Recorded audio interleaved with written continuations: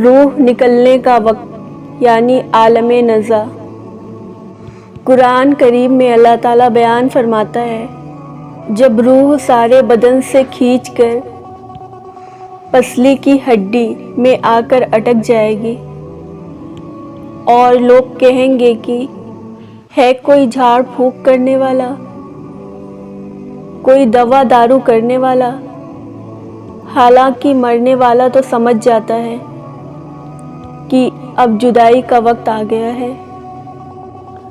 روح نکلنے کی شدت کے بعد اس کی پنڈلی دوسری پنڈلی سے لپٹ رہی ہوتی ہے۔ یہی تو اپنے رب سے ملاقات کا وقت ہے۔ جب روح نکل کر گلے تک پہنچ جاتی ہے اور تم مرنے والوں کو اپنی آنکھوں سے مرتا دیکھ رہے ہوتے ہو، اس وقت ہم تم سے زیادہ اس کے نزدیک ہوتے ہیں، مگر تم دیکھ نہیں سکتے۔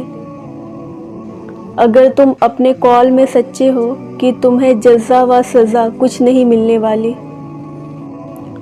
تو تم اس کی روح کو پلٹا کیوں نہیں دیتے؟ کاش تم دیکھ سکو کہ جب ظالم موت کی سختیوں میں مبتلا ہوتے ہیں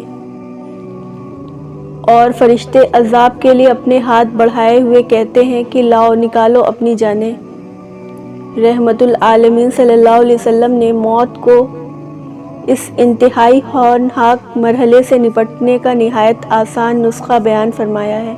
بے شک صدقہ خدا کے غضب کو ٹھنڈا کرتا ہے اور بری موت سے بچاتا ہے، اور اللہ تعالیٰ فرماتا ہے، اور خیرات کرو اس مال میں سے جو ہم نے تمہیں عطا کیا ہے، اس سے پہلے کہ تم میں سے کسی کو موت آئے تو اس وقت کہنے لگے کہ اے میرے پروردگار، تو نے مجھے تھوڑی سی اور مہلت کیوں نہ دی تاکہ میں خیرات کر لیتا اور نیک لوگوں میں داخل ہو جاتا۔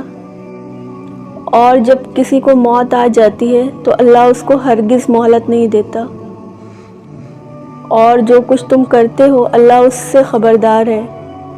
اور نصیحت کرتے رہو، کیونکہ نصیحت ایمان لانے والوں کو فائدہ دیتی ہے۔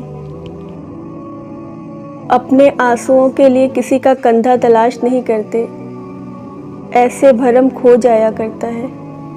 اپنے آنسوؤں کو تربیت دے کہ کہاں رونا ہے اور کہاں نہیں، وہیں روئیں جہاں ہمیشہ آپ کا بھرم باقی رہے۔